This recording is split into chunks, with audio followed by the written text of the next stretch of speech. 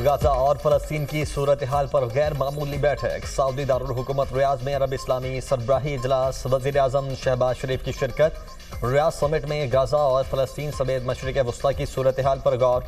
इजलास में इसराइल को आलमी कवानीन की खिलाफ वर्जी पर जवाबदेह बनाने का मुतालबा। आलमी बरादरी से गाजा में फौरी जंगबंदी के लिए मौसर किरदार अदा करने का भी मुतालबा। मुकर्ररीन की गाजा में स्कूल्स, मसाजिद और पनाहगाहों पर हमलों की मजम्मत।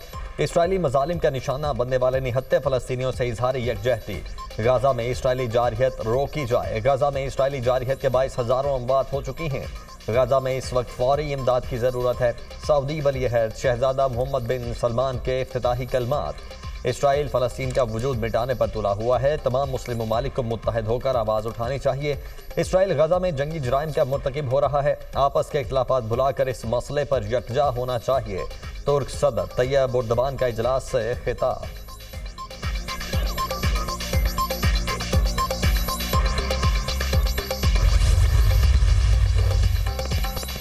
वज़ीर-ए-आज़म शहबाज शरीफ से सऊदी अरब के वज़ीर सरमायाकारी की मुलाकात। दोनों मुल्कों के दरमियान हाल इक़्तिसादी ताउन के हवाले से पेशरफ्त पर तबादला ख्याल।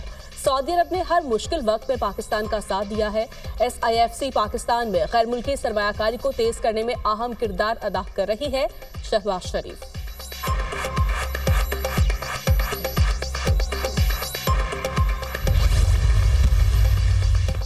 Army chief general Syed Asim Munir से ऑस्ट्रेलियाई army chief lieutenant general Simon Stewart की मुलाकात। फ्री कैन का दिफा और सलामती के शोबों में ताल्लुकात को फ़रोग देने के अज़्म का इआदा। लेफ्टिनेंट जनरल साइमन स्टीवर्ट ने दहशतगर्दी के खिलाफ पाकिस्तान की कोशिशों को सराहा। ऑस्ट्रेलियाई आर्मी चीफ का पाकिस्तान के साथ दिफा और सिक्योरिटी ताउन को फ़रोग देने के अज़्म का इजहार।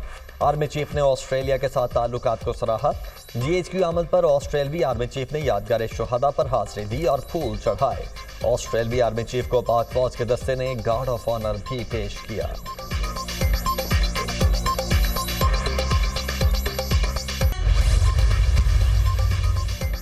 कराची एयरपोर्ट पर चीनी शहरियों पर हमले की तहकीकात में अहम पेशरफ्त।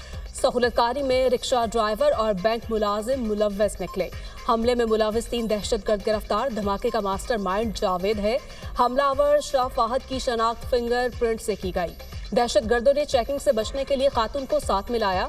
हमले में इस्तेमाल गाड़ी कराची के शोरूम से खरीदी गई। अदायगी हब के निजी बैंक से की गई। मुलजिम जावेद ने एयरपोर्ट के अंदर से चाइनीज के बाहर निकलने की फोन पर इत्तला दी।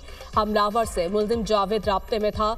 2 मुलजिमान फरहान और मोहम्मद सईद रिक्शा ड्राइवर और हमलावर के सहूलतकार थे। सहूलतकारी में सईद अली और बैंक मुलाजिम बिलाल भी शामिल था। मजीद करिंदे दानिश, गुलरहमान और बशीर जाहिद अभी तक गिरफ्तार नहीं हुए। वजीर दाखिला सिंध ज़िया लंजार और IG की प्रेस कॉन्फ्रेंस। धमाके में 2 चाइनीज हलाक और 1 पाकिस्तानी जाँ बहक हुआ था। चीन दहशतगर्दी के खिलाफ पाकिस्तान के साथ खड़ा है। ताल्लुकात खराब करने की तमाम कोशिशें नाकाम होंगी। चीन और पाकिस्तान के दरमियान मुख्तलिफ शोबों में ताउन जारी रहेगा। दहशतगर्दी का मुकाबला करना बैनुल अक़वामी बरादरी की मुश्तरका जिम्मेदारी है। चीनी वज़ारत ख़ारिजा।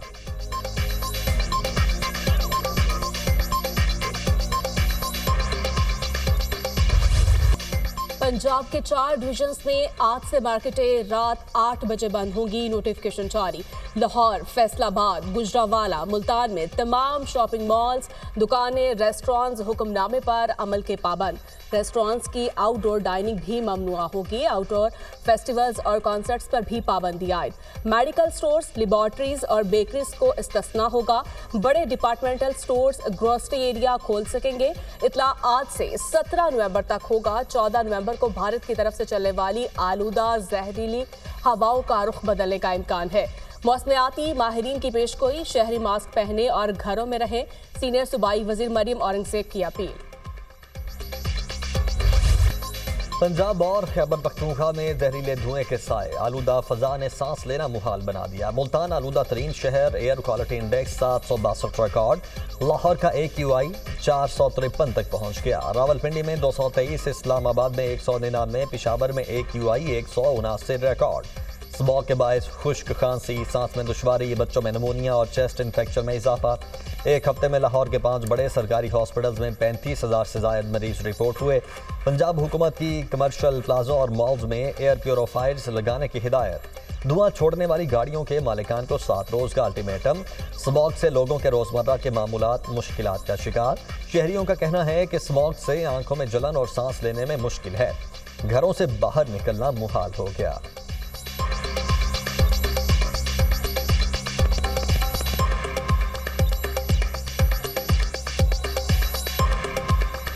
सांस भी जो है वो उसका भी लेवल बड़ा डाउन है और बच्चों के लिए तो ये बड़ा डेंजरस है।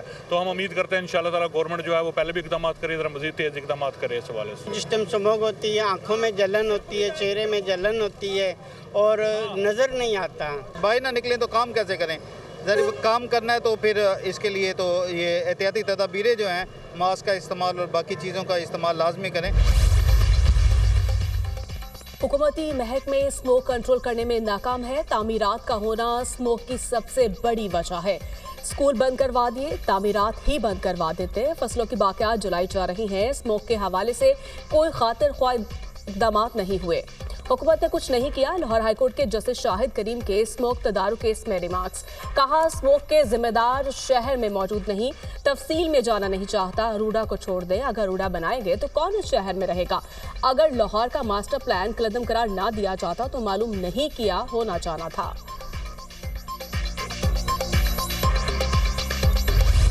खैबर पख्तूनख्वा और आज़ाद कश्मीर के मुख्तलिफ इलाकों में बारिश और पहाड़ों पर बर्फबारी। मौसम सर्द, सयाहती मकाम सरगन, नूरी टॉप, नारायण कागान, बटाकुंडी, बहानरी और बाबूसर टॉप पर बर्फबारी। हर मंजर हसीन। सबाद, बडग्राम, चिंक्यारी और ढोडियाल में पहाड़ों ने सफ़ेद चादर ओढ़ ली। दीरबाला, लोयर दीर में बारिश और जालाबारी। हरीपुर और बांसहरा में भी काली घटाएं बरसने लगी। सबाबी में वक्फे वक्फे से बारिश से नदी नालों में तुग़यान।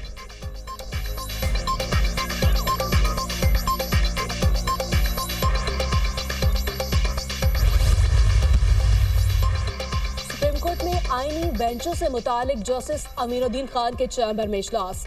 आईनी बेंच की वर्किंग और तरीक़ाकार पर गौर किया गया। जस्टिस अमीरुद्दीन खान को स्टाफ की जानिब से आईनी मुकदमात पर ब्रीफिंग दी गई। इजलास में इंसानी हकूक़ के मुकदमात पर भी गौर। सरबरा आईनी बेंच की रजिस्ट्रार और इंतजामी अफसरान से मीटिंग। जस्टिस अमीरुद्दीन ने मुकदमात की दर्जाबंदी की हिदायत कर दी।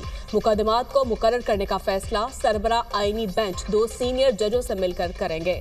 3 रुकनी जजेस कमेटी कम अज कम 5 जजों पर मुश्तमिल बेंच तश्कील देगी। कमेटी के 1 रुकन जज बैरून मुल्क हैं। रुकन जज की वतन वापसी पर कमेटी इजलास होगा। Meeting minutes.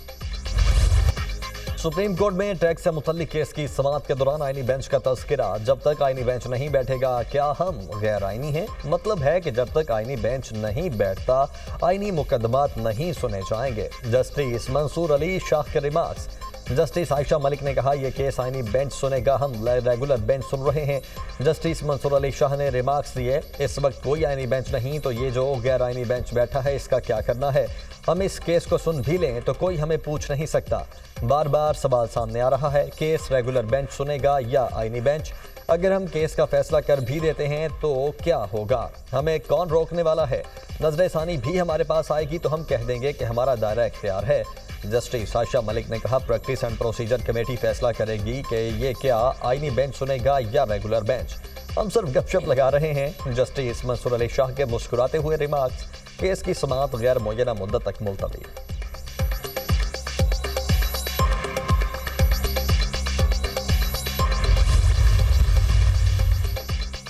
वज़ीर-ए-आला पंजाब का टमाटर और प्याज की काश्त में इजाफे का खुसूसी प्रोग्राम।